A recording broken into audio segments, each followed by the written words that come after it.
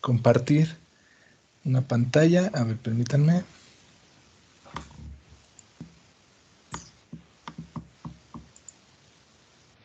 Ahí está. ¿Sí me podrían confirmar si ya se ve? Pues se ve la pantalla en blanco. Bueno, al ¿En menos yo la blanco? veo en blanco, no, no Sí, lo sé. ahí Creo que va. está cargando, creo que está cargando. Sí, ahí está. Bueno, pues daré inicio a esta conferencia. Permítanme para tomar mi tiempo porque me conozco y soy alguien que si le dan mucho tiempo, se toma más. Entonces, ahí voy a tomarme el tiempo. Muy bien. Hablemos un poco de medición en psicología. Esta presentación es introductoria. Sí, la idea pues es motivar algunos ánimos en pro de la medición. Como bien lo señala Oscar, es un tema pues bastante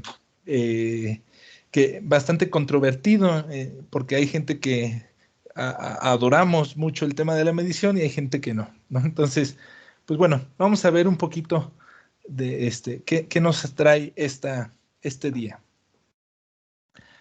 Muy bien, ¿cuál es el objetivo de esta presentación? La idea es comprender la medición de una vez por todas, o sea, en pocas palabras, ¿no? Comprender la medición. Desarrollando un poquito más este objetivo, pues tenemos que se busca ofrecer a estudiantes y profesionales que estudian o pretenden estudiar el comportamiento humano una introducción amplia y actualizada a la medición en psicología. A lo mejor aquí podrían llevarse la idea de que pues efectivamente es medición solamente aplicada a la psicología, pero en realidad las técnicas psicométricas se utilizan de manera transversal en muchas áreas del conocimiento humano, ¿no? Desde sociología, administración, economía, hasta, bueno, las distintas ramas de la misma psicología, ¿no? La clínica, la educativa, la social, etcétera. Entonces, lo que se busca aquí es que el oyente pueda comprender los aspectos más básicos de la medición en psicología, de variables psicológicas. Y entendamos básicos como importantes, no necesariamente como fáciles o sencillos, sino como importantes. Al mismo tiempo que se busca con esta presentación iniciar un proceso de modificación de prejuicios y actitudes hacia la psicometría. Y ¿por qué no?, a las matemáticas que están implicadas en la psicometría. A mí siempre me gusta empezar mis presentaciones con una frase, y aquí cito yo una frase de Florentino Amegino, que es: solo hay ciencia de lo que puede medirse. Y vamos a ver, conforme avanza esta presentación, por qué esto es verdad. Para lograr este objetivo vamos a ver 6 sencillos puntos, ¿sí? Un poquito de historia que nos va a ayudar a entender por qué la medición es una necesidad social más que un capricho de científicos y científicas porque les gusta y ya, ¿no? Es una necesidad. Y lo vamos a entender con un poquito de historia. Vamos a dar un repaso rápido a algunos mitos y creencias erróneas sobre la medición en psicología y sobre la medición en general, ¿sí? Vamos a plantear una definición útil de medición en psicología, ¿sale? Como muchas cosas en la ciencia y en general, no hay una definición universalmente aceptada de psicología, ¿no? Entonces vamos a repasar un poquito su definición. Vamos a hablar un poco sobre lo observable y lo no observable, ¿sí? Y vamos profundizando en este punto, en el número 4, vamos a entender un poquito por qué y cómo la medición es el puente entre la teoría y la realidad. ¿Sí? Vamos a darnos un poco la idea de cuál es el rol de la medición en el proceso de investigación y finalmente, pues algunos consejos que les pueden ayudar a la hora de ustedes querer hacer sus mediciones como estudiantes, como investigadores. ¿Sale? Ahí está. Muy bien. Pasemos un poquito de historia, ¿va? A lo mejor suena raro, ¿sí? Que se hable de que en la prehistoria como tal había mediciones, ¿no? Bueno, evidentemente no habían mediciones como las podemos entender, pero había una noción muy vaga, muy amplia de lo que podría ser una medición, ¿sí? Cada vez que un antepasado de la prehistoria tenía que identificar el tamaño de un animal para poder discernir entre una presa y un depredador, bueno, pues se estaba haciendo la apreciación en cierta forma, con unas comillas muy grandes, de la medición del tamaño de la, del animal, ¿no? Lo mismo cuando se querían construir herramientas, ¿sí?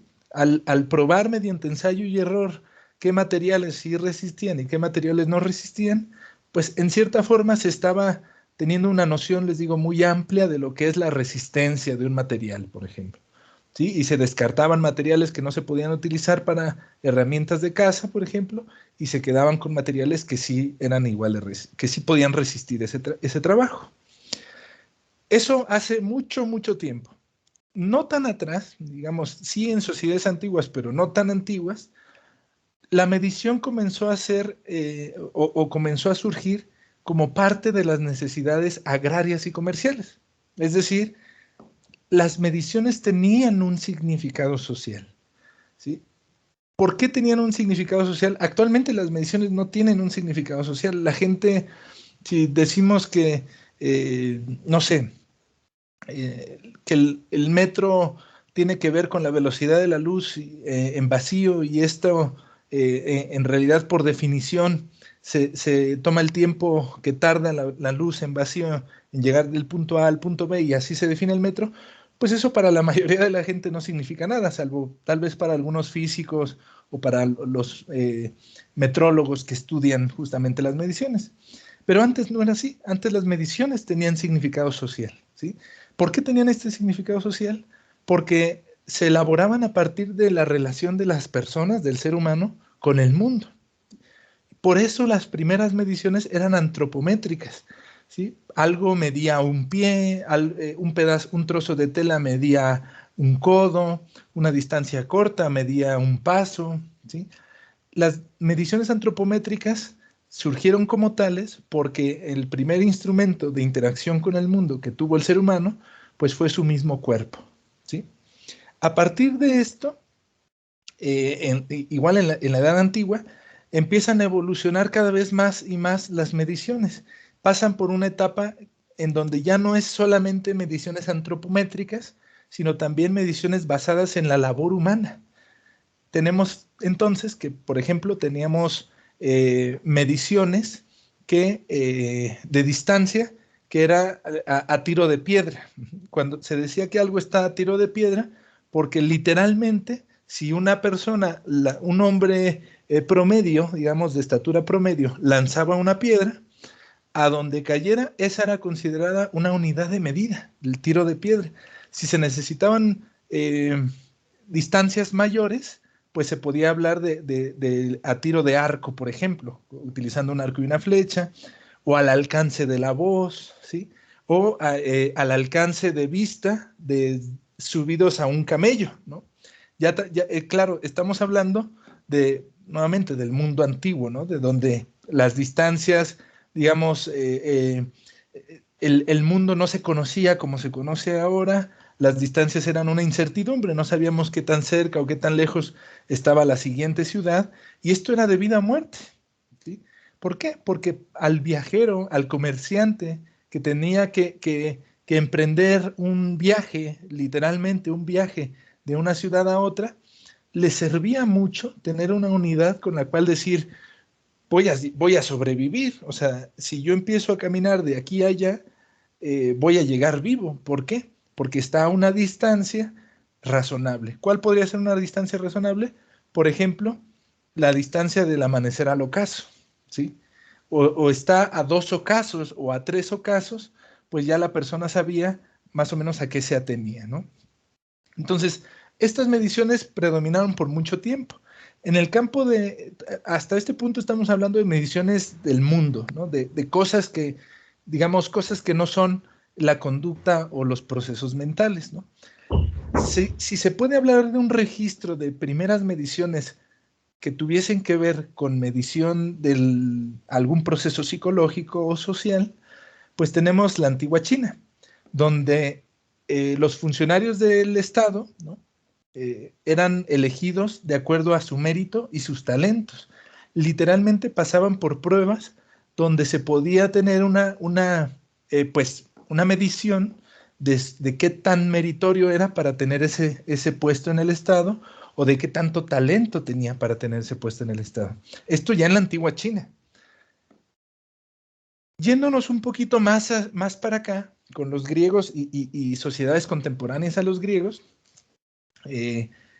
hablábamos todavía de mediciones, pero ya no necesariamente basadas solo en la labor humana, sino también en la cantidad de algo, en la cantidad de un producto de algo, ¿no? Y tenemos había mediciones como la cantidad, la ración de comida por hombre, por ejemplo, que era un pago en comida que se podía dar a un trabajador, ¿no?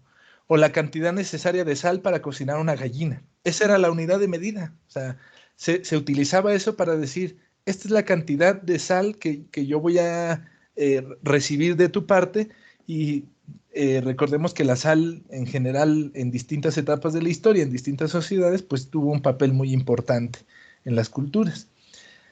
Aquí los griegos implementaron también algunas mediciones que podríamos considerar más de tipo social, ¿no? Ellos, cuando medían el voto, por ejemplo, ellos literalmente intentaban darse una idea del nivel de volumen de los gritos en una plaza pública a favor de un candidato o de una persona que iba a ser votada. Entonces, era una especie de aplausómetro o gritómetro que utilizaban los griegos para cuantificar el voto hacia alguien, ¿no? La preferencia popular. También una de las cosas más conocidas, pues es que las mediciones fueron siempre muy necesarias a la hora de hablar de la navegación, por ejemplo. Fue hasta tiempos de la Revolución Francesa que el mundo cambió en términos de medición. Hasta este momento, les digo, las mediciones habían sido muy... cada sociedad tenía su sistema, ¿sí? Mientras estuvieras en tu pueblito o en tu ciudad pequeña o en tu digamos, tribu, pues las unidades, entre comillas, unidades de medida que utilizaban entre ustedes, pues era lo usual. Pero esto se complicaba cuando querías interactuar con otra tribu o con otra ciudad o con otro estado. Ya no era tan fácil porque cada uno tenía sus propias unidades de medida. Entonces, en la Revolución Francesa, que concluye en 1979, en ese proceso se gestó lo que en 1800 vendría a ser el sistema métrico decimal, ¿sí? Este sistema que facilitó el intercambio de bienes materiales como el comercio y la tecnología y bienes inmateriales como la ciencia y la cultura entre países. Este sistema ya estábamos hablando de intercambio entre países, ¿sale? Entonces, como ven, la Revolución Francesa tuvo un impacto muy grande en el mundo en términos de medición. Ya hablando un poquito de la historia de los comportamientos, los procesos mentales y de cómo se medían, pues tenemos que en 1959 Charles Darwin publica El origen de las especies, tras 25 años de estar recopilando evidencia en favor de la teoría de la evolución. Esto marcó un antes y un después para el mundo de la ciencia, particularmente para el estudio en la biología. Pero fue hasta 1971 que el mismo Darwin publica un libro titulado El origen del hombre, que es donde empieza a tomar peso en términos del estudio de la conducta humana. ¿Por qué? Porque hasta antes de este libro, hasta antes de esta fecha, los estudios que comparaban al humano y a los animales eran más bien de tipo anatómico, ¿no? Querían ver si lo que teníamos dentro de las personas es lo que tenían dentro los animales. Pero cuando surge este libro, digamos, de la evolución aplicada o la teoría de la evolución aplicada a la evolución del hombre o de la humanidad, digamos, no solamente del hombre del género masculino, pues empiezan los estudios centrados en el desarrollo o la evolución de comportamientos y procesos mentales. Francis Galton, quien, como todos saben, fue el primo de Darwin, fue uno de los principales exponentes del pensamiento evolucionista aplicado a la psicología ya propiamente dicha. Fíjense, esto va a ser clave después, para que lo tengan muy presente. Galton tenía particular interés en los aspectos sociales del evolucionismo. En concreto, él buscaba saber cómo las diferencias individuales en lo físico, lo mental y hasta lo moral en los seres humanos podían tener una explicación. Él se la daba a partir de la herencia y de lo que llamaba eugenesia, que es la selección artificial de la especie. ¿Sí? Pero quiero destacar esta parte. Él buscaba estudiar las diferencias individuales. Bueno, esto aproximadamente en finales de 1800. ¿Sí? En 1884, el mismo Galton abre uno de los laboratorios más grandes de antropometría, donde empieza a estudiar muchas variables antropométricas y psicológicas. Y se empieza a dar cuenta, por ejemplo, que muchas cosas seguían una distribución normal. ¿Sí? Para esto, incluso se estaba teorizando el mismo concepto de normalidad estadística y vamos a ver cómo Galton también influyó mucho en desarrollos posteriores de la estadística. Galton tuvo un alumno muy destacado. Es quien nosotros conocemos como uno de los padres de la estadística moderna, que es Karl Pearson.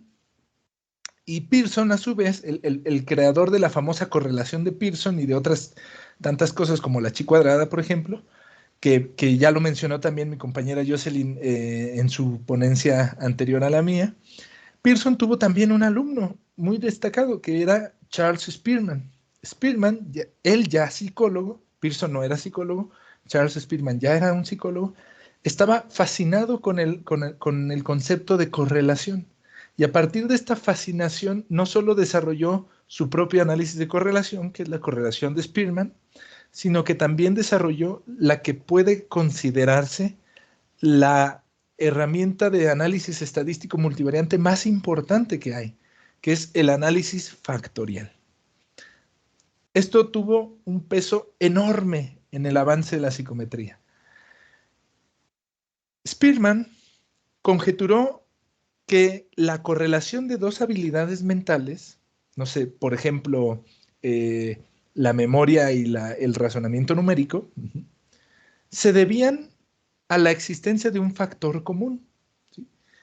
Y que las diferencias en esas dos habilidades mentales se debían a un factor residual o factor específico. Bueno, esto es la teoría factorial, es la base del análisis factorial. Ahora bien, en estas fechas, estamos hablando que Spearman hizo esto en 1904. En 1908, Alfred Binet publica una versión revisada de un test mental de inteligencia que él había previamente publicado pocos años antes. Y en esta revisión, él introduce el concepto de edad mental, ¿sí? Que es, partía de la idea de que había tareas que cualquier niño en circunstancias normales podía resolver, ¿sí? Y por lo tanto, al restar la edad mental con la edad cronológica, se podía saber qué niño necesitaba atención especial, ¿sí? Nuevamente, recordemos lo que dije al principio, la medición es una necesidad de la humanidad. ¿Qué necesidad había aquí? Bueno, el Ministerio de Educación de Francia le pidió a Binet que identificara a los niños que necesitaban atención especial.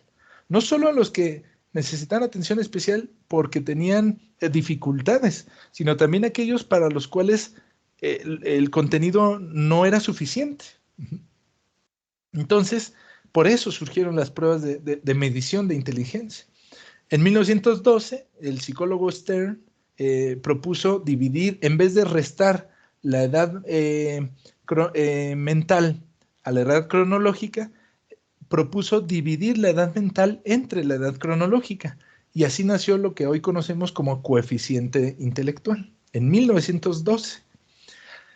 Otras cosas, claro, yo estoy tomando selectivamente cosas de la historia de la psicometría. Hay muchísimas otras cosas que estoy dejando fuera, pero las que estoy tomando las tomo por una razón. Considero que son cruciales para entender por qué la medición es más que un capricho, es más que algo bonito para algunos, ¿no? Es una necesidad de la sociedad. Rensis Likert, un psicólogo organizacional, crea en 1932 las que hoy conocemos como escalas Likert. Obviamente él no las llamaba escalas Likert, pero posteriormente obtuvieron ese nombre. Y desarrolla estas escalas para medir actitudes en las empresas. Particularmente él trabajó con mucho teoría sobre estilo de liderazgo, ¿sí? Y otros temas en el ámbito organizacional. Él creó estas escalas para como una alternativa a las escalas Thurston, que en 1925 Louis Thurston había desarrollado, ¿sí? Que eran muy laboriosas y que, bueno, son muy buenas todavía, pero sin duda las escalas Likert fueron mucho mejores, ¿no? Porque fueron más prácticas de hacer. Y bueno, las escalas Likert, a lo mejor ya lo saben, pero por si no, se utilizan prácticamente en todo campo de medición de conducta humana, ¿sí? En economía, en sociología, en ciencias del deporte, obviamente en psicología, en medicina, en cualquier ámbito donde hay interés por estudiar conducta humana de alguna manera, se utilizan las escalas Likert. Así de impresionante fue el avance de Rensis Likert. Thurston, en 1935, rompe un poco con la interpretación que daba Spearman de la teoría factorial. Recordemos que Spearman decía que había un factor común y un factor residual. Y Thurston dijo, no, hay más factores, puede haber muchos factores. En 1935 publicó un trabajo que se llamaba Los vectores de la mente. Y en ese trabajo él propone que el objetivo del análisis factorial debería ser determinar cuántos factores explican los datos. O sea, digamos que lo que hoy conocemos como análisis factorial es una combinación del trabajo de Spearman y de las mejoras posteriores de Thurston, porque además de cambiar el enfoque del análisis, Thurston introdujo un concepto matemático muy importante que es el de la rotación, que bueno, no vale la pena detallar aquí, pero es importante para el análisis, para el análisis factorial. Y bueno, en 1945, un psicólogo estadounidense y psicólogo experimental, Smith Stevens, publica su trabajo de los niveles de medida. Propone el famoso nivel de medida nominal, ordinal, intervalo y de razón. Ese que a todo mundo le da dolor de cabeza, bueno, esas teorías las propuso un psicólogo justamente para representar las mediciones en psicología. De hecho, la teoría de Stevens de los niveles de medida entra dentro de lo que se conoce como enfoque representacional de la medición, que es el que usamos en estudios de conducta humana. Existe el enfoque clásico y el enfoque representacional. Entonces, bueno, esta historia de la psicología nos lleva a tres grandes y vigentes aproximaciones teóricas en psicometría. La teoría clásica de los test, la teoría de la generalizabilidad y la teoría de respuesta al ítem. La teoría clásica de los test se fundamentó principalmente en los trabajos de Spearman, aquellos del análisis factorial, pero también estudios posteriores donde él justamente seguía indagando la noción de correlación. De hecho, si lo vemos en detenimiento, la teoría clásica de los test es una teoría de la correlación como fiabilidad. Posteriormente, otro psicólogo, Lee Cronbach, el famoso del alfa de Cronbach, de ese coeficiente de consistencia interna, bueno, ese Cronbach, crea la teoría de la generalizabilidad, él y sus colegas.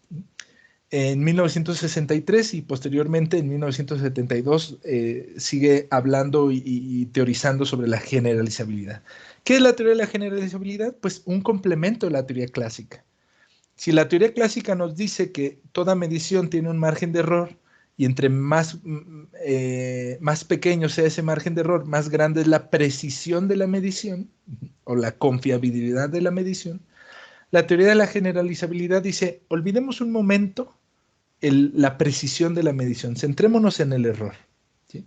Ese error que la teoría clásica considera aleatorio, o sea, digamos, impredecible en cierta forma, e inevitable, la teoría de la generalizabilidad dice, tomemos ese pequeño error y como si le hiciéramos un zoom, ¿sí?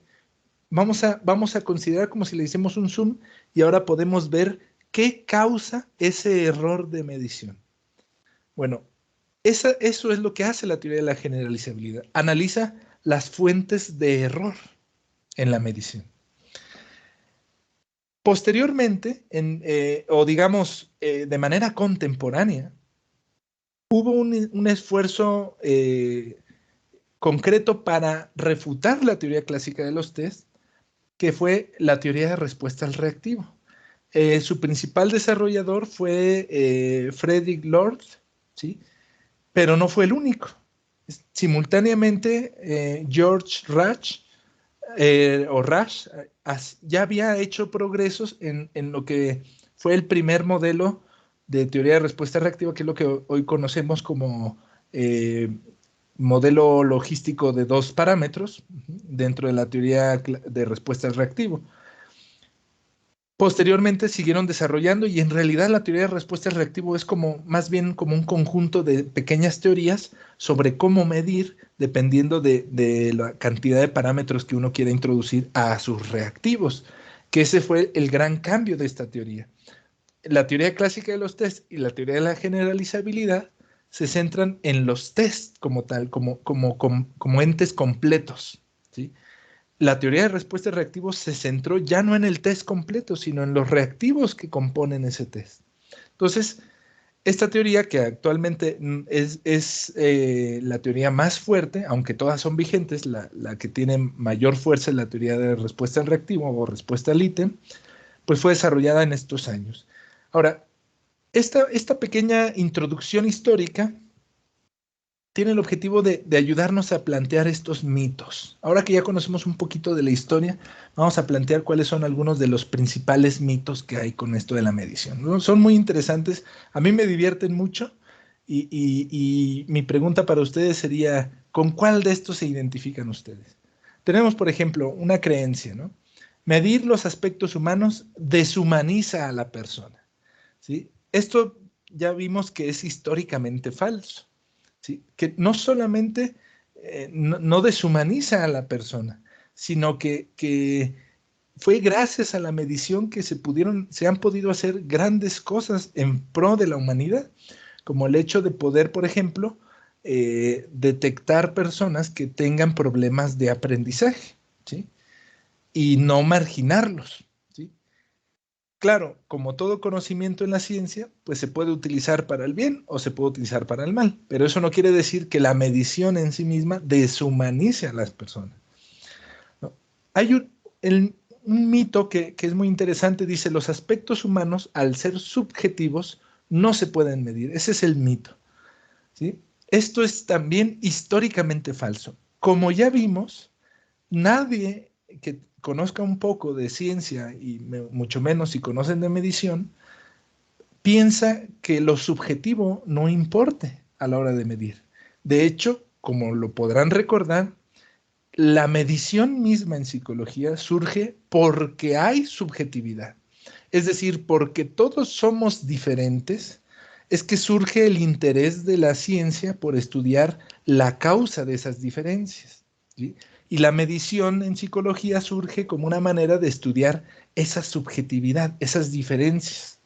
Entonces, es completamente falso que las cosas, los aspectos humanos, llámese motivaciones, actitudes, cuestiones de salud mental, etcétera, es falso que no se pueden estudiar porque sean subjetivos. ¿Sí? Por ahí me dice mucha gente, bueno, pero es que son subjetivos porque, por ejemplo, si tú y yo hacemos un test de inteligencia en este momento, no vamos a tener el mismo resultado. Yo dije, yo siempre les digo a esas personas, claro, es cierto, por eso es subjetivo, ¿verdad? Y me dice, sí, por eso es subjetivo. Ah, perfecto. ¿El peso es algo objetivo? Me dicen, sí, porque no es psicológico. O sea, el peso, te subes a una báscula y es lo que es, ¿no? Digo, ah, perfecto. O sea que si en este momento nos pesamos, pesamos lo mismo. No, bueno, no pesamos lo mismo, pero lo que dice la báscula es lo que es. Ah, o sea, lo que dice la báscula es lo que es y lo que dice el test, no. Bueno, si alguna vez han ido con un nutriólogo, sabrán que el mejor momento del día para pesarse es en la mañana, después de ir al baño y en ropa interior. ¿Por qué? Porque si nos pesamos en una báscula, en la misma báscula, en diferentes momentos del día, tenemos diferentes pesos. Porque depende del peso de la ropa que usemos, de lo que comemos, incluso de la postura que tenemos al pesarnos. O sea, lo que dice la báscula no es lo que es. Lo que dice la báscula es una aproximación a lo que de verdad pesamos. Lo mismo que un test de inteligencia. Un test de inteligencia, por ejemplo, no es lo que es. No es que esa sea tu inteligencia, es que es una aproximación a tu inteligencia. Entonces, bueno, es un mito muy interesante cómo la gente piensa que por ser subjetivo no se puede medir cuando en realidad prácticamente todas las cosas son subjetivas en el sentido de que dependen del sujeto. O sea, el peso depende del sujeto, ¿sí? La edad depende del sujeto y una serie de otras variables dependen del sujeto que midas y no por eso nadie está diciendo que sea subjetiva, ¿no? Claro, hay subjetividad, pero no por eso no se puede medir. Mito 2, ¿no? Los aspectos psicológicos no se pueden medir porque no se pueden ver. Este es mi favorito. Es mi favorito porque eh, me dicen las personas, bueno, es que, y esto viene incluso en libros, que dice el libro, es que las variables psicológicas son más difíciles de estudiar porque no se pueden ver. Y yo siempre que leo eso en un libro de psicología me lo dice una persona, yo lo que pienso es, digo, bueno, claro, porque en física todo lo que se mide se ve, ¿verdad? O sea, el tiempo, por ejemplo, esperen, no, el tiempo no se ve. Bueno, el tiempo no, pero el peso sí ese sí que se puede ver. Ah, no, esperen, ¿qué color tiene el peso? Lo podemos ver, ¿no? Está dentro de nuestro espectro de luz visible, ¿no? Ah, bueno, pues no se puede ver. Ok, no, el tiempo y el peso no son buenos ejemplos, pero la resistencia de un material es así que se puede. Espera, ¿qué forma tiene la resistencia de los materiales? Tampoco se puede ver, ¿sí? Y, si lo hace, y la resistencia de los materiales, la intensidad de corriente, la intensidad lumínica, el peso, todas esas variables físicas no se ven, ¿sí? Como tampoco vemos la ansiedad de una persona, la depresión, su resiliencia, su inteligencia, sus actitudes, tampoco las vemos. ¿Sí? Entonces, es científicamente falso que los aspectos psicológicos no se puedan medir porque no se pueden ver. Es cierto que no se pueden ver. Lo que no es cierto es que por eso no se puedan medir. El mito 3 dice, las mediciones en psicología son subjetivas y en otras ciencias son objetivas. Esto también es científicamente falso. Toda la metrología, que es la ciencia que estudia las mediciones, el objetivo central de la metrología es disminuir el error de medición. ¿Qué quiere decir esto? Que toda medición de cualquier ciencia tiene un margen de error y un margen de confiabilidad. Entonces, es falso que en psicología eso esté presente y en otras ciencias no. Toda medición tiene su margen de error. Mito 4. Lo cuantitativo es superficial y lo cualitativo es profundo. Esto también es un mito interesante que está muy extendido, que la gente cree que por ser cualitativo es profundo y por ser cuantitativo es superficial. Basta decir que la profundidad o superficialidad pues depende de otras cosas, ¿no? Hay teorías superficiales, hay teorías profundas, hay objetivos superficiales, hay objetivos profundos. Nada tiene que ver con la medición. Si es que algo influye en la superficialidad y esto, pues no es la medición. Una segunda creencia, ¿no? Medir es lo mismo que cuantificar. Es decir, medir es siempre, la medición es siempre cuantitativa. Esto es una creencia tan arraigada incluso en gente que lleva tiempo dedicándose a medir en ámbitos científicos. Creen esto. Esto es metodológicamente falso, pero esto lo vamos a entender más claramente más adelante. Ahora, ya vimos un poco de historia y vimos un poco de los mitos y las creencias que la gente tiene sobre la medición. Vamos a ver un poco de cómo se define. Para empezar, en psicología, Smith-Stevens, el mismo de los niveles de medida, propuso la siguiente definición. Medir es asignar o la asignación de números a objetos o eventos de acuerdo con ciertas reglas. Esto lo propuso Stevens. Posteriormente, otros autores como Nunnally han dicho, bueno, no es únicamente asignar números a objetos o eventos, sino asignar esos números según el grado de cantidad de una propiedad de algún objeto o algún evento, ¿sí? Esto más o menos es aceptado en psicología, la definición de Stevens. No todo el mundo acepta que forzosamente tenga que ver el grado de una cantidad, porque en realidad eso sería como decir nuevamente que toda medición es cuantitativa. Y no es así. También hay mediciones de aspectos cualitativos. Solo es cuantitativo cuando medimos una magnitud, ¿sí? Una magnitud podríamos definirla como una propiedad de algún objeto que es distinguible cualitativamente y determinable cuantitativamente. Esa es una magnitud. Entonces, si medimos magnitudes, pues claro, cuantificamos.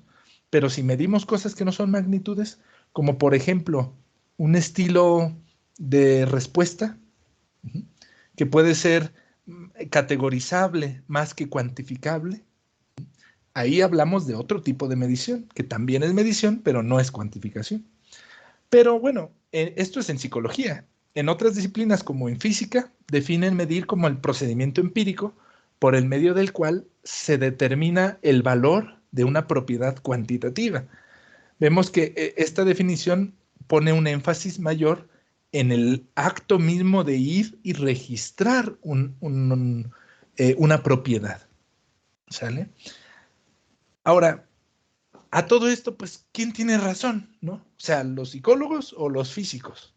Bueno, como vemos, tienen como puntos en común, como el hecho de hablar de valores a la hora de medir, ¿no? Y también tienen puntos como que no mencionan uno u otro, como por ejemplo, la definición en psicología es más teórica, habla de asignar de acuerdo a ciertas reglas, y esas reglas son teóricas, ¿no? En cambio, la definición en física habla más de un proceso empírico, de una acción de ir y medir, ¿sí? Entonces, como nadie se pone de acuerdo, yo les propongo esta definición útil. No quiere decir que sea la mejor, pero es útil. ¿Qué dice esta definición? Medir es el proceso empírico, como lo señalan los físicos, mediante el cual se asignan valores numéricos a propiedades de objetos o eventos de acuerdo con ciertas reglas. En la práctica, casi no importa qué definición tomen. Lo importante es que a la hora de medir hayan claras ciertas cosas que vamos a ver más adelante. Pero en términos de entender un poquito más la medición, es cierto que medir es ese proceso empírico, pero también es cierto que se asigna esos valores numéricos siguiendo ciertas reglas. Entonces, ambas definiciones tienen un poco de verdad y por eso está propuesta una definición útil.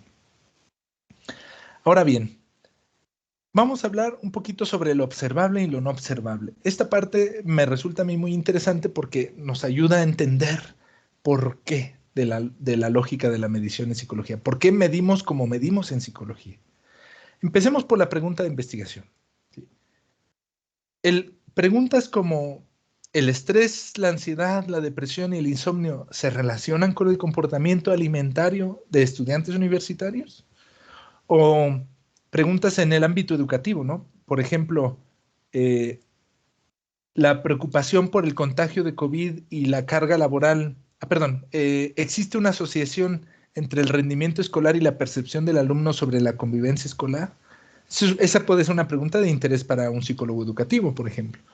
Alguien en el entorno laboral, la preocupación por el COVID-19 y la carga laboral predicen el malestar psicológico en el personal de salud, por ejemplo.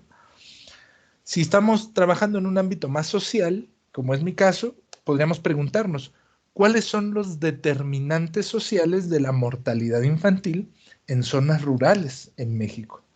Bueno, sea cual sea la pregunta, lo importante es tener clara esa pregunta, porque de aquí parte todo, ¿sí? Estas preguntas podríamos responderlas de muchas formas, ¿sí? ¿Qué hacemos para responderlas estas preguntas? Normalmente nos asistimos de teorías sobre la realidad. Teorías, si nuestra pregunta es sobre el estrés, revisamos las teorías sobre el estrés. Si nuestra pregunta es sobre la capacidad resiliente de alguien, revisamos las teorías sobre resiliencia y demás. ¿Y qué es lo que hacen esas teorías? Bueno, las teorías las hacemos como humanidad para entender cómo funciona el universo y todo lo que hay en él, ¿sí?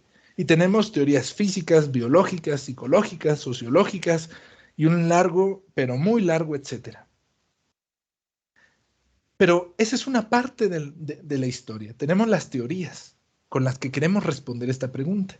También tenemos un hecho que debemos de aceptar, o más bien es real, lo aceptemos o no lo aceptemos, que la realidad es independiente de las teorías, ¿sí? El universo en todos sus aspectos es el que es sin importar si lo comprendemos o no. La conducta humana, el comportamiento humano, es el que es en todos sus aspectos sin importar si lo comprendemos o no. ¿Por qué es importante tener presente estas dos esferas? La esfera de la teoría que busca comprender la realidad y la esfera de la realidad misma. Bueno, porque si bien es cierto el mundo es independiente de si lo entendemos o no, si logramos entenderlo, podemos modificarlo, podemos aspirar a modificarlo en pro de la humanidad, ¿sí?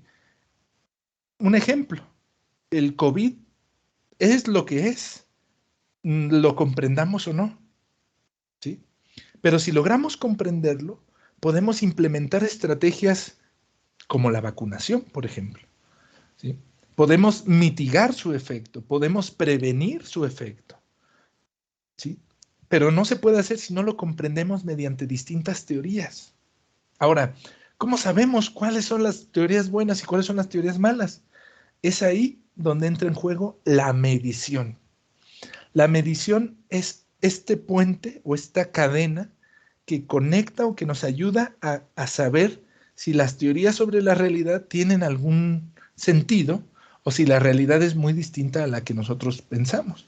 Claro, ninguna teoría es perfecta. Como dice Aristóteles, la única verdad es la realidad, ¿sí? Pero eso no quita que podamos tener teorías cada vez mejores sobre algo, ¿vale? Ahora bien, en psicología, al medir, continuamente hacemos lo que se llaman hipótesis indicadoras, ¿sí? ¿Qué son las hipótesis indicadoras? Bueno, imagínense, en la medición tenemos lo que aquí se ve como una T, una letra T en la imagen, es un constructo no observable. Llamémoslo calidad de vida, ¿sí? Y las X del dibujito que está ahí, que es un modelo, son los reactivos de esta prueba que mide calidad de vida, ¿sale? O que nosotros creemos y pensamos que mide calidad de vida. Bueno, para poder medir, establecemos hipótesis indicadoras, es decir, hipótesis que nos dicen cómo es que los indicadores, o sea, los reactivos de nuestra prueba, dependen del constructo latente. Esto es, vamos a poner un ejemplo. A ver, voy a ver si me aparece.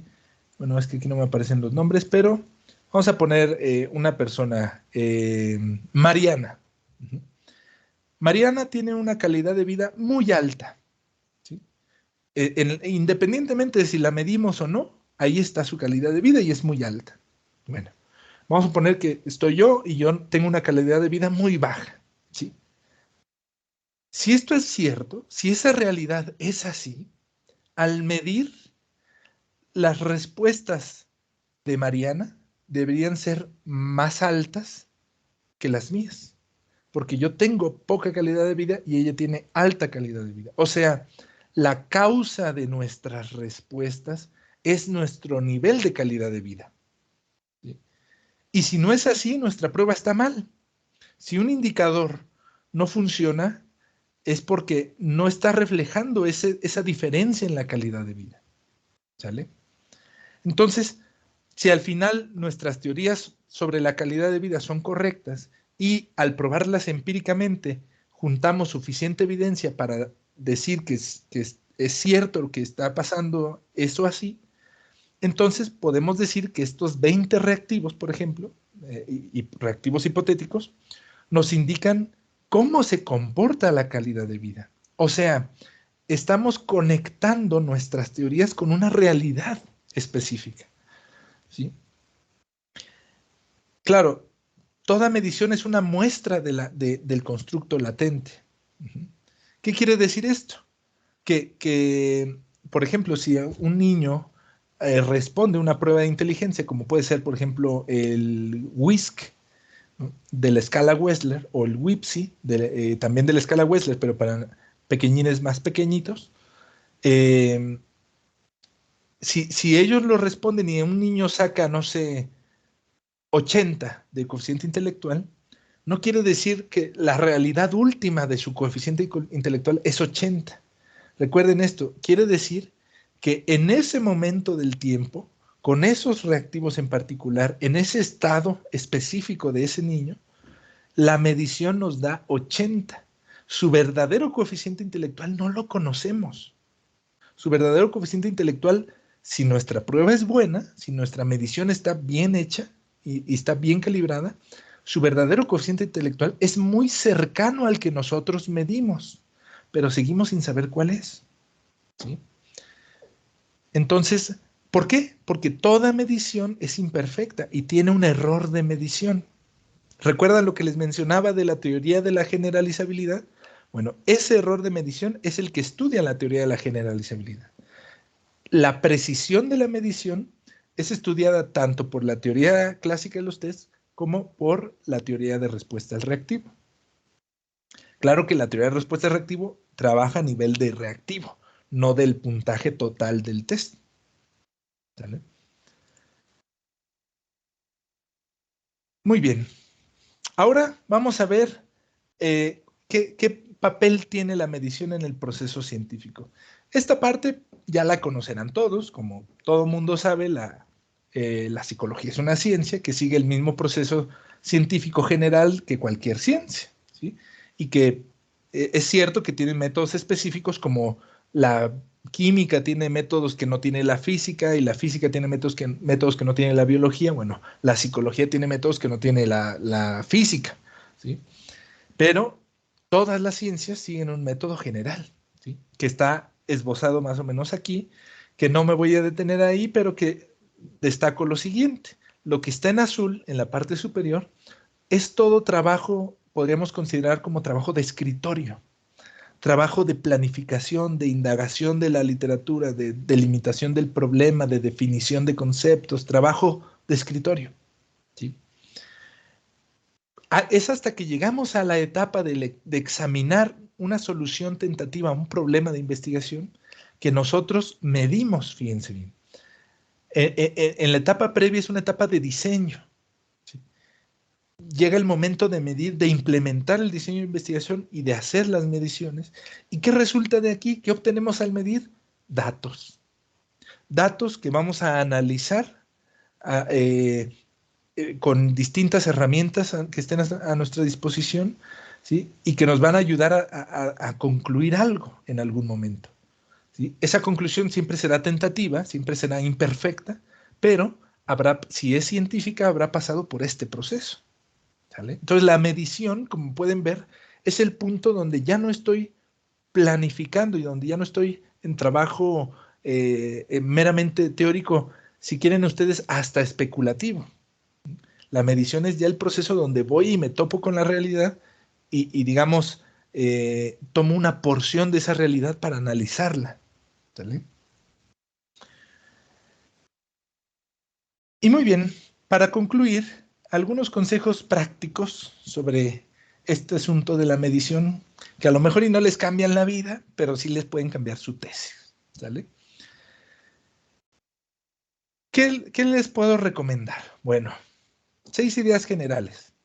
La primera de ellas, establezcan una pregunta clara de investigación. Todo empieza en la pregunta. Si la pregunta está mal, no voy a saber ni qué variables quiero medir. Olvídense ya de hacer mediciones y de calibrar y de... No, si no está bien hecha mi pregunta, no está bien hecho nada. ¿Vale? Y una buena pregunta es una pregunta realista. ¿Sí? Una pregunta que a lo mejor si yo el día de mañana quisiera decir, bueno, tengo la pregunta de cómo solucionar el hambre en el mundo. Bueno, a lo mejor es una pregunta poco realista. ¿Sí? Poco realista en cuanto a que no la puedo hacer yo con una investigación y con mis recursos limitados. ¿Sí? A lo mejor si tuviera todo el dinero del mundo, pues sí, igual y sí sería realista plantearse esa duda. Pero si no, si somos estudiantes de licenciatura que estamos intentando sobrevivir a nuestros exámenes y que queremos hacer una tesis decente, decente no me refiero a cualquier cosa, sino decente a bien hecha, con calidad, pues entonces una pregunta realista es necesaria. ¿Sale? Segundo consejo, antes de cualquier cosa, define lo que estás haciendo. Define en qué personas vas a utilizar tu instrumento de medición. Define con la menor ambigüedad posible aquello que quieres medir. Si no tienen claras estas dos cosas, así se quieran aventar los procesos estadísticos más rimbombantes para hacer una conclusión acá bien padre, no va a tener ningún sentido, ¿sí? Porque podríamos estar midiendo algo que ni siquiera sabemos qué es, ¿sí? Y eso es sorprendente y tristemente más usual de lo que se imagina. En Ciudad Universitaria doy, antes del COVID, daba asesorías gratuitas a estudiantes y asesorías en temas de estadística y medición y de metodología también. Y recuerdo varios casos donde gente llegaba conmigo y me dice, mira, aquí están mis datos. Y yo, mira, qué bonitos están organizados y todo. ¿Y qué quieres que te ayude? Me dice, es que bueno, es que quiero hacer mi tesis. Yo, bueno, pues sí está bien, pero, o sea, ¿qué quieres hacer? ¿Qué quieres analizar? Pues es que no sé qué se pueda sacar de aquí. Yo, ¿cómo que no sabes qué se puede sacar? Bueno, a ver, dime, ¿qué me diste? Y define lo que me diste. No, pues yo trabajé sobre estrés. Perfecto. ¿Y cómo defines el estrés? Pues es que todavía no tengo una definición. ¿Cómo puede ser que tengas datos si no tienes una definición? ¿Sí me explico? Entonces, desgraciadamente muchas de las veces el mejor consejo que como asesor que le puedo dar a la gente es vuelve a hacer tu trabajo desde cero, ¿sí? Porque de ahí no se saca nada, ¿sí? Y hay una frase muy buena que dice, no puedes solucionar por análisis de datos lo que echaste a perder por diseño de investigación. Yo ahí le agregaría, no puedes solucionar con análisis de datos lo que ya echaste a perder por diseño y por medición. ¿Sí? Si mediste mal, aunque tu plan esté bien bonito, tu trabajo no sirve. ¿Sí? Ahora, tercer consejo en general, planifica la medición desde el principio. No pienses que, pues quiero trabajar estas variables y estas son las que yo quiero. Bueno, voy a agarrar ahí una escalita. Así lo he escuchado muchas veces. Voy a agarrar una escalita ahí para medir esto o aquello. No, esa escalita seguramente está hecha en un contexto diferente, calibrada en un entorno distinto, pensada para un objetivo completamente diferente. No es lo mismo el objetivo, un objetivo de diagnóstico que un objetivo de evaluación clínica, que un objetivo de evaluación educativa, y no es lo mismo un contexto sociocultural de clase media que un contexto sociocultural de clase alta, etcétera. O sea, los instrumentos los instrumentos psicológicos, como cualquier instrumento de medida, se tienen que calibrar de acuerdo a las circunstancias, ¿sí? Entonces, pues, si planifican la medición desde el principio, entre otras cosas, adelantándose a qué interpretación quieren darle al instrumento una vez que ya esté hecho, qué formatos de instrumentos pueden utilizar. Hay muchos formatos distintos que podrían utilizar. No solamente es lápiz y papel, como muchos lo aplican.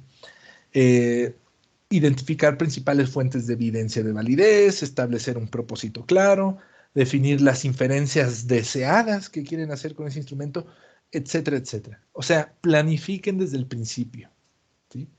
No lo dejen a último minuto, así de que, bueno, ya hice todo y ya tengo hasta mis datos, pero no sé ni qué medí. No lo hagan, ¿sale? Eh, Planifiquen según sus recursos reales, sean realistas. Si tenemos pocos recursos, un plan perfecto tal vez es un plan inviable. Si a lo mejor un plan más modesto es mucho mejor alternativa, ¿sale? Eh, Ante la duda, asesórense, ¿sí? Aunque puedan ser expertos en lo que ustedes quieran, no, yo soy experto en calidad de vida, o yo soy experto en salud mental, o yo soy experto en lo que quieran ser expertos, está muy bien. Pero medir es una tarea muy especializada y muchas veces rebasa nuestros conocimientos de un área en específico. Entonces, asesorarse con un especialista siempre debe ser una opción que estemos dispuestos a tomar, ¿sale? Consejo 6: si no lo puedes hacer, lo puedes elegir. O sea, yo siempre les recomiendo que hagan sus propias mediciones, pero si no pueden, si se ven en la necesidad de elegir un instrumento ya hecho, elíjanlo con cuidado. Existen lo que se llaman criterios COSMIN. Esos, tomen nota de eso, créanme que les cambia la vida. Criterios COSMIN, ¿sale? Se utilizan principalmente en psicología de la salud para elegir instrumentos que valgan la pena, que puedan tener indicadores de que van a ser buenos instrumentos. ¿Por qué se utiliza así? Pues en un contexto donde a lo mejor no tenemos los recursos o el tiempo para nosotros desarrollar nuestros propios instrumentos de medición, que sería lo ideal, ¿sale? Finalmente, pues no olviden tres cositas. No subestimen la medición, ¿sí? La calidad del estudio depende en gran medida, no al 100%, pero sí en gran medida, de la calidad de sus mediciones, ¿sale? Entonces, no la subestimen, planifíquenla desde el principio. Eh, Construyan sus mediciones siempre que sea posible. Ahí se me fue una S. Porque no todo instrumento psicométrico es bueno, ¿sí? Es más, me atrevo a decirles que la mayoría de los que están disponibles son malos instrumentos. Les puedo decir un instrumento que les recomiendo no usar por nada del mundo. La escala o el inventario de ansiedad y depresión de Beck. Ese no lo utilicen por nada, ¿sí? Tanto por experiencia empírica como por trabajos psicométricos al respecto, me he dado cuenta que no hay buena calidad psicométrica en la escala de ansiedad y depresión de Beck. Si van a medir otras cosas, bueno, no conozco todos los instrumentos, pero les puedo asegurar que lo mejor siempre es que en la medida de lo posible ustedes hagan sus propios instrumentos, al punto en el que saben que una buena tesis de licenciatura podría consistir exclusivamente en el desarrollo de un instrumento de medición. Es un mundo de cosas las que se tienen que hacer para desarrollar un buen instrumento. Plantéenselo a sus tutores, a sus revisores, igual y, como dicen, chicle y pega, ¿no? Porque mucha gente no lo acepta porque piensan que, pues sí, nada más vas a hacer tu instrumento y ya. Imagínense si eso le hubieran dicho a Rensis Licker, ¿no? Pues sí, nada más vas a hacer medición de actitudes y ya, pero ¿qué vas a hacer con eso? Pues no hubieran surgido las escalas Likert como las conocemos, ¿no? Finalmente, no olviden que trabajan con personas, ¿sí?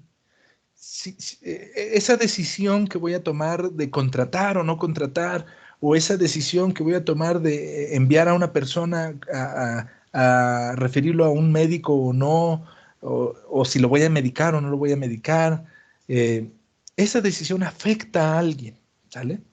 Nunca pierdan de vista que lo que van a decidir con sus mediciones no solo las afecta a ustedes y su trabajo, sino también la vida de otras personas. Entonces, las mediciones de buena calidad no son solo un requerimiento metodológico más, es una demanda ética de la profesión, ¿sale? Medir es una demanda ética de la profesión. ¿Sale? Medir con rigor, medir con cuidado, hacerlo bien, ¿sale? Y bueno, pues muchas gracias por su atención. ¿Y hay preguntas?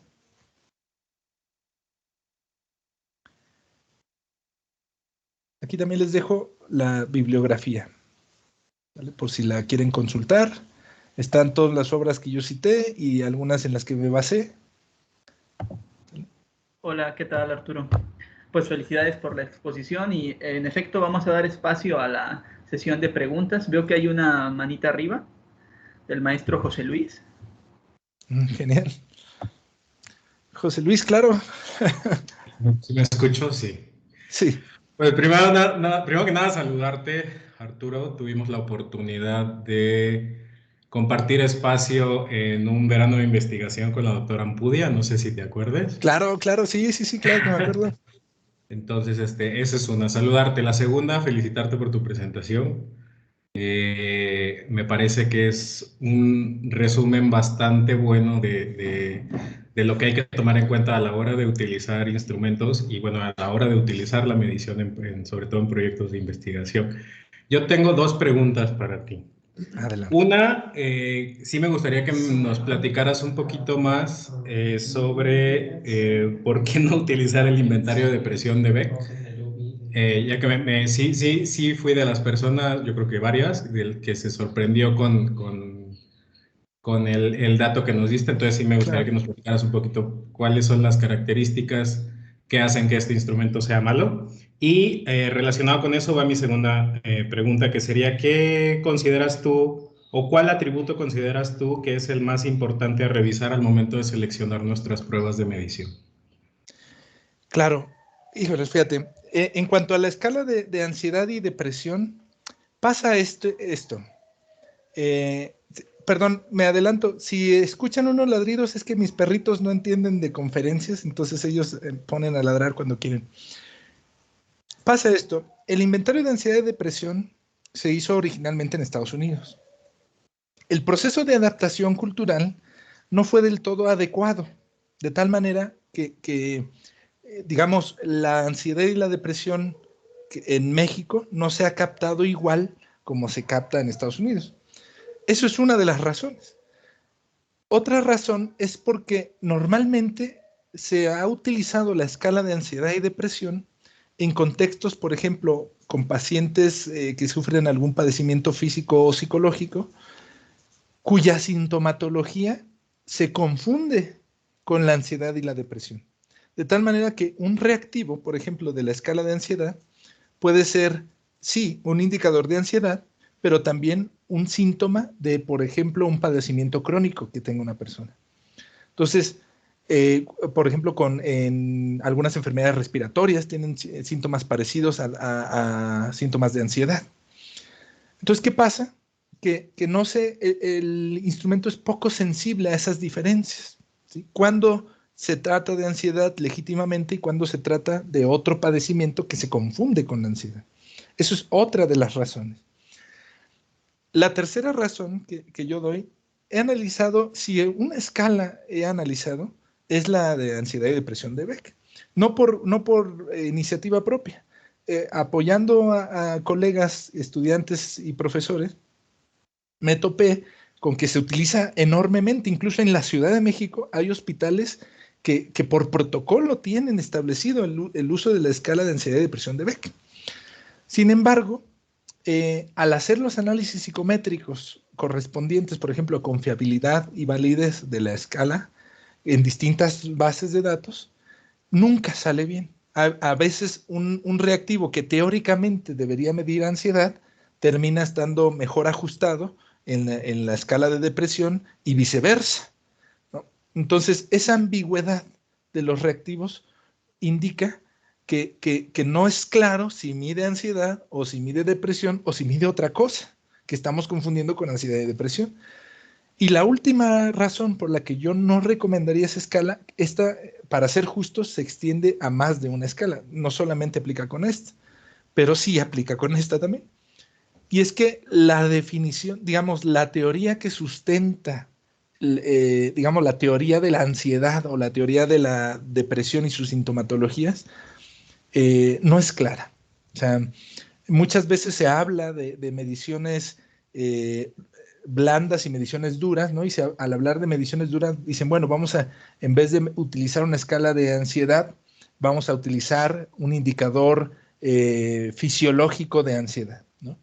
Yo ahí sí les diría, tengan mucho cuidado porque ¿cómo sabemos que una medición dura es lo que es? O sea, ¿cómo sabemos que, por ejemplo, la respuesta galvánica de la piel puede ser algún indicador de, digamos, de ansiedad o de depresión? Pues porque en algún momento le preguntamos a la persona mientras estaba teniendo esa reacción en la piel si tenía ansiedad o depresión. O sea, le preguntamos si estaba ansioso o estaba deprimido. Entonces, no es tampoco muy buena alternativa. Pero ¿por qué pasan todas estas confusiones? Porque las teorías de la ansiedad y las teorías de la depresión son muy vagas, ¿sí? Todavía hoy por hoy son muy vagas. Entonces, no lo usaría yo. Lo he visto fallar varias veces. En una ocasión, para ponerte un ejemplo muy concreto, fueron conmigo unas personas que trabajaban en un hospital atendiendo a pacientes con VIH, que, bueno, me reservo el nombre del hospital, y ellas, por protocolo del hospital, referían a una persona con cierto puntaje en esa escala de ansiedad y depresión, lo referían con el psiquiatra para empezar a tomar un tratamiento farmacológico. Es decir, era una decisión muy trascendente. O sea, si de por sí ir con el psicólogo es estigma para la gente, ahora imagínate estar medicado con medicamento psiquiátrico, pues es todavía más. Y es todavía más delicado si ese medicamento psiquiátrico ni siquiera lo necesitas, ¿sí? Entonces, ¿qué pasa? Que estas personas vinieron conmigo porque ellos decían, es que, ¿qué estamos haciendo mal? Que la escala nos dice que esta persona tiene que irse con el psiquiatra porque tiene mucha ansiedad y mucha depresión, pero todas juntas, todas las terapeutas, ninguna considera en su experiencia en entrevistas estructuradas, en entrevistas extensas, incluso en grupos focales, ninguna piensa que esos pacientes en específico sean meritorios de ir y hay otros que sí pensamos que son y la escala salen bajitos. Entonces, cuando hacemos el análisis a fondo con las bases de datos del hospital, pues nos damos cuenta de que había como 5 o 6 reactivos que no discriminaban la respuesta. O sea, no importa si tenías alta o baja ansiedad, la respondías igual. Entonces, cuando un reactivo no discrimina, básicamente no te sirve para clasificar a altos y bajos. Entonces, la escala de Beck tiene muchos reactivos que no discriminan. Entonces, esas son algunas de las razones. Ahora, ¿qué criterio tomaría yo como el más importante para elegir qué escala utilizar? Híjoles, esa es la pregunta del millón. Yo creo que no hay un criterio único, pero si te refiriera a alguno es a los criterios Cosmin, que los criterios Cosmin es toda una lista completa de verificación que tú dices, tú puedes tomar un estudio psicométrico y de este lado y analizarlo con esta escala y decir, a ver, cumple esto, cumple aquello, cumple aquello, cumple... Y claro, no he visto ninguna que cumpla todo lo que dicen los criterios, que eso ya es una señal de alarma para los psicólogos. Pero los criterios Cosmin sí te van a decir cuál es mejor escala y en qué es mejor, porque puede haber escalas que tengan muy buena confiabilidad, pero sea muy, muy difusa su validez y viceversa, ¿no? Y también hay un tercer criterio que a veces no se menciona, pero que es la interpretabilidad de las pruebas.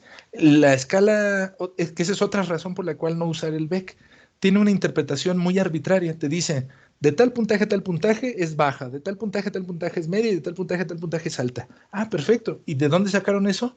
¿Quién sabe? ¿Quién sabe cómo lo sacaron, cómo lo definieron? Pero ahí está ese gradiente que no tiene un referente empírico al cual uno puede decir, ah, pues se hizo así y por eso hay que hacerle caso. No lo tiene, solo dijeron porque nosotros decimos y se acabó. Entonces, no hay un criterio, pero yo te recomendaría los criterios Cosmin, serían esos, José Luis. No sé si respondo la pregunta.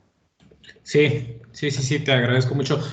Un poco relacionaba lo que tú decías sobre la capacidad, bueno, lo que conocemos con sensibilidad y especificidad de los ítems. Justo esa es como la característica que yo, en mi entender, sé que todas son importantes, pero mi entender es que esta es una de las más importantes, ¿no? Que la capacidad de discriminar a personas que tengan un resultado positivo en cierta prueba, de verdad estén cursando por algún tipo de patología o condición que la prueba mida, y también si la prueba tiene la capacidad de discriminar a aquellas que no lo tienen con un resultado negativo, ¿no? Pero vaya, Sería ideal, pero, ¿sabes? Normalmente es en el ámbito clínico donde se prueba la especificidad y sensibilidad. Claro. Podría probarse en cualquier ámbito. Desgraciadamente no se utiliza. Entonces, a lo mejor si tienes dos pruebas y una te reporta sus niveles de sensibilidad y especificidad y otras no, sí te recomiendo la que te los reporte. Pero muchas veces te vas a topar con que no lo tienen. O sea, porque luego los análisis ni siquiera los conocen, ¿no? Por ejemplo, curvas de ROC, por ejemplo, por mencionar el más utilizado, ¿no? Entonces, sí es muy buen criterio, pero también te diría que es poco común encontrártelo luego en escalas, desgraciadamente. Pero sí, concuerdo contigo. Pues, Muchísimas gracias, Arturo, y un gusto saludarte. no, igual, un gusto. Veo otra mano levantada, pero no puedo saber quién es. No sé si me pueden Creo ayudar que ahí. es Félix Rescala. Tiene la Ah, sí, manita claro. arriba. Sí, Félix. ¿Qué ¿Qué tal, tal? Arturo? Un Buena gustazo, tarde. Félix. Antes que un gustazo verte, de hecho, tu presentación bastante buena. Mis felicitaciones, justamente. De hecho, quería hacer una pregunta relacionada justamente a la presentación. Había escuchado las definiciones, justamente la de Stevens de medir, ¿no? Y la definición de Bunge de medir, y me parece ahora tan obvio combinarlas. O sea, es como esas cosas que digo, oye, claro, ¿por qué no las habíamos combinado antes? Entonces, mi primera pregunta va relacionada justamente a eso. Vi que en la referencia justamente pues está tu apellido y veo que dice 2021 en progreso. Cuando te refieres a en progreso, ¿estás escribiéndola o ya la podemos citar de alguna manera? Porque me parece una de las, no te miento, algo que me gustaría utilizar en mis cursos y probablemente posteriormente en mis artículos. Entonces, no sé si te digo eso primero y después la otra pregunta o... Bueno, mira, rápidamente te comento, lo estoy escribiendo, todavía no lo envío a una revista, pero la idea es justamente proponer esta definición porque, como lo decía, ¿no? Para efectos prácticos muchas veces no importa tanto cómo se defina, pero cuando uno quiere profundizar, en realidad toma mucho peso la definición. Y a mí me parece que ambas definiciones se enfocan en distintas cosas de un mismo fenómeno. Por eso la propuesta. Todavía no lo tengo, pero cuando lo tenga ya te digo, y por lo pronto podría ser una comunicación personal, ¿no? Por lo menos. Claro, claro. Sí, la otra, justamente aprovechando que también me llamó bastante la atención lo que mencionaste de lo de Beck, ¿no? Del inventario de depresión y ansiedad, así, el comentario que creo que a muchos de nosotros nos llamó la atención. Algunos de justamente colegas, alumnos y cosas por el estilo empezaron a utilizar el inventario de depresión de Beck y de ansiedad, y ahorita justo estaba en el proceso de realizar los análisis, o sea, apenas he realizado unos pequeños análisis en cuanto a eso, pero me llamó mucho la atención justo que me empezaban a salir como que ciertos reactivos que no coincidían. Me llamaba la atención que yo ya veía ciertos reactivos que yo decía, oye, esto no creo que vaya a funcionar, pero ahí sí para que veas justo dije, bueno, tal vez sea que hay algo que Beck sabe que yo no, pero ahora que estás mencionando todo esto, me suena bastante coherente que pues sí, hay ciertos reactivos que no se acomodan directamente en los constructos que uno pensaría, ciertas opciones de respuesta no estoy seguro que vayan en el orden que deberían de ir. ¿A qué es a lo que voy? Creo que está bastante atinado tu comentario en cuanto a la calidad de la medición. Y aprovechando que justamente estaban mencionando uno de los criterios relevantes en cuanto a cómo seleccionar pues instrumentos psicométricos, nada, me gustaría mencionar que todos los que mencionaste pues me parecen bastante válidos. Y además de eso, pues colocar justo que el enfoque teórico, el tener un poco de Claro. teoría respaldando justamente nuestra medición, creo que es así uno de los máximos criterios y nada, creo que es lo que quería agregar Claro. justamente. Y Completamente de sí, acuerdo. eso. ¿Sí? Incluso te diría que la cuestión del VEG es interesante porque la verdad es que se utiliza por mero criterio de autoridad. O sea, ni siquiera es por un asunto de que tenga buenos resultados. Cualquier trabajo psicométrico del BEC deja mucho que desear. No solo del BEC, aclaro que hay muchas otras. Yo me atrevo a decir que la mayoría de las escalas publicadas están mal. Y eso es una señal de alarma porque siempre lo digo de esta manera. Sabemos, espero que todos aquí estemos en ese consenso, que las pruebas proyectivas no funcionan, ¿sí? Pero uno se lo espera de una prueba proyectiva. Cuando uno habla de escalas psicométricas, uno, digamos, va con la guardia baja porque se supone que es una escala psicométrica, que hay un proceso matemático detrás, que hay un proceso de calibración y demás.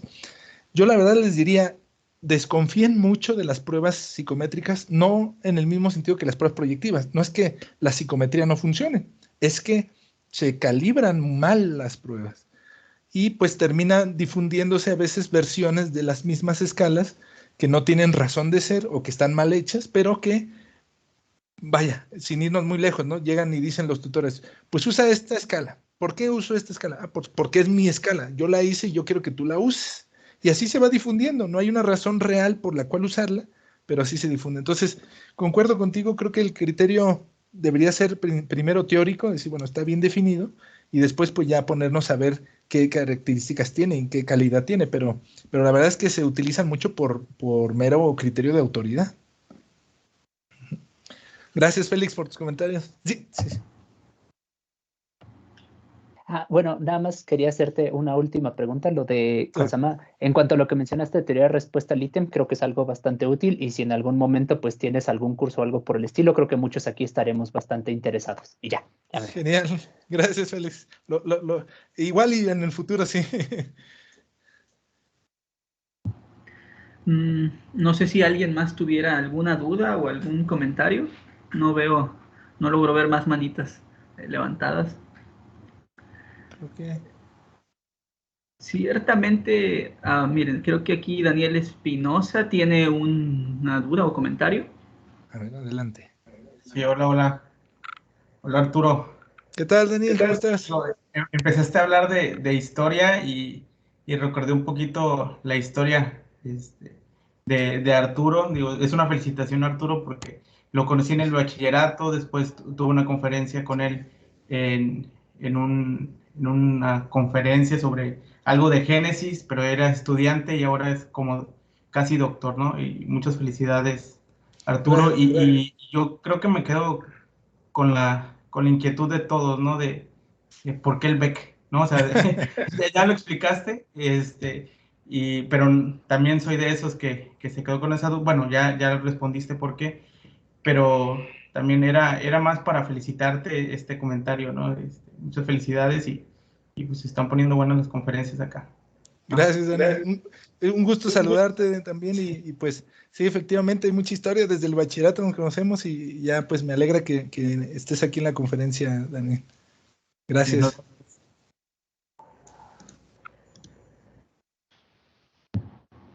Creo que hay otra Sí, mano. en efecto, creo que hay bastantes cosas de las cuales hablar. A ver, déjame checo. No me aparece otra manita. ¿Alguien más quisiera comentar algo?